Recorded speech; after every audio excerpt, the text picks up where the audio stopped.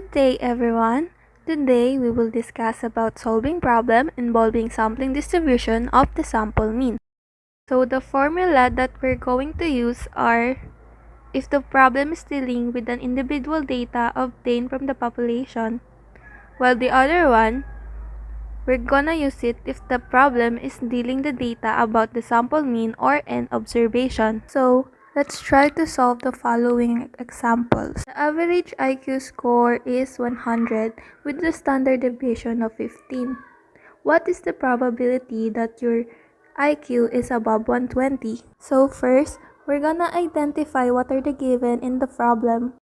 Our population mean is 100, our standard deviation is 15, and our x value is 120. Next step is to identify what is asked for.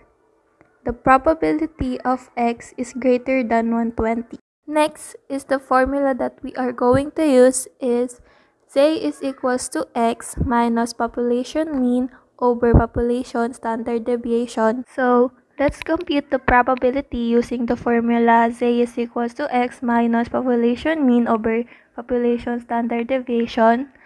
Let's substitute the given data, which is 120 minus 100 over 15 is equals to 1.33. Using our Z table, the area corresponding to 1.33 is 0.4082.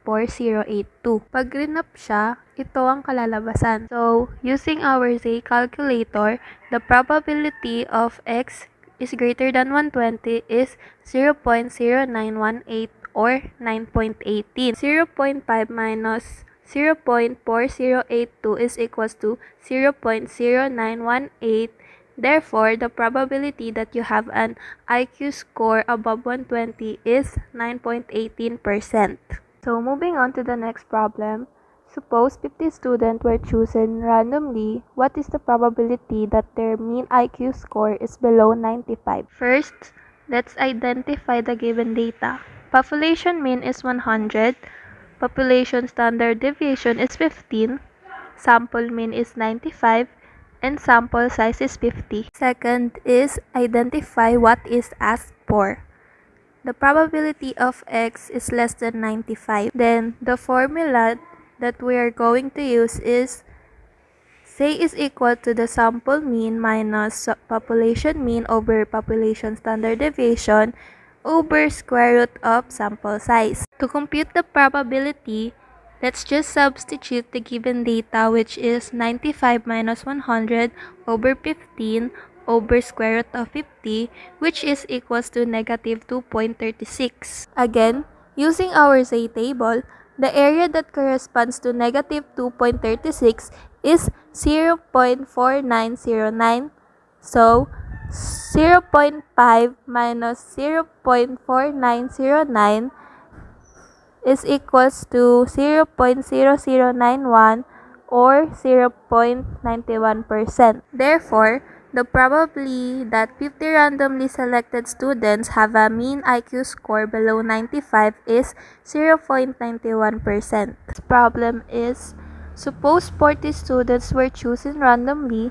What is the probability that their mean IQ score is above 105? So, the given data are the population mean is equals to 100, population standard deviation is equals to 15, sample mean is equals to 105, and sample size is equals to 40. Next, identify what is asked for.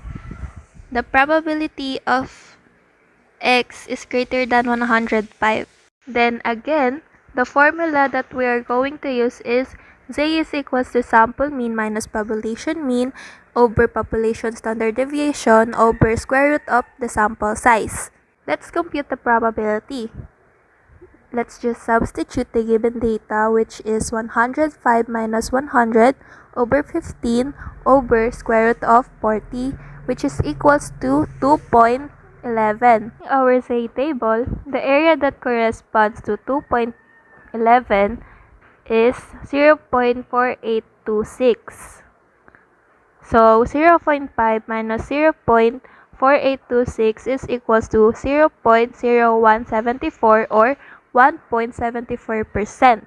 So, Therefore, the probability that 40 randomly selected students have a mean IQ score above 105 is 1.74%. Suppose 30 students were chosen randomly.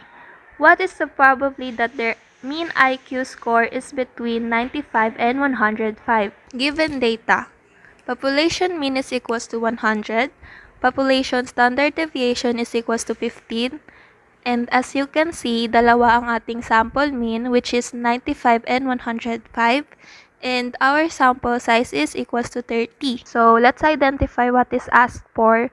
So, ang kukunin natin yung probability between 95 and 105. Again, our formula is Z is equals to sample mean minus population mean over population standard deviation over square root of the sample size. Let's compute the probability by substituting the given data.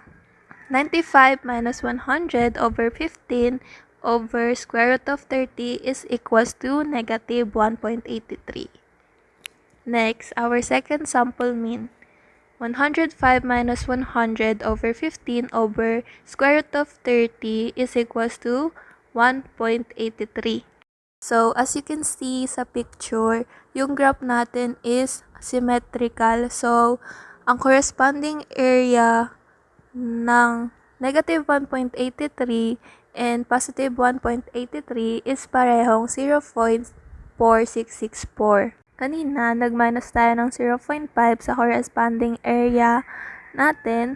Ngayon, ipag-a-add natin sila or kukuha tayo ng isa and multiply it by 2. So, 0.4664 times 2 is equals to 0.9328. So, therefore, the probability that 30 randomly selected students have a mean IQ score between 95 and 105 is 93.28%.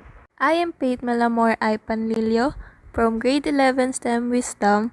Thank you for watching. I hope you learn in this video lesson.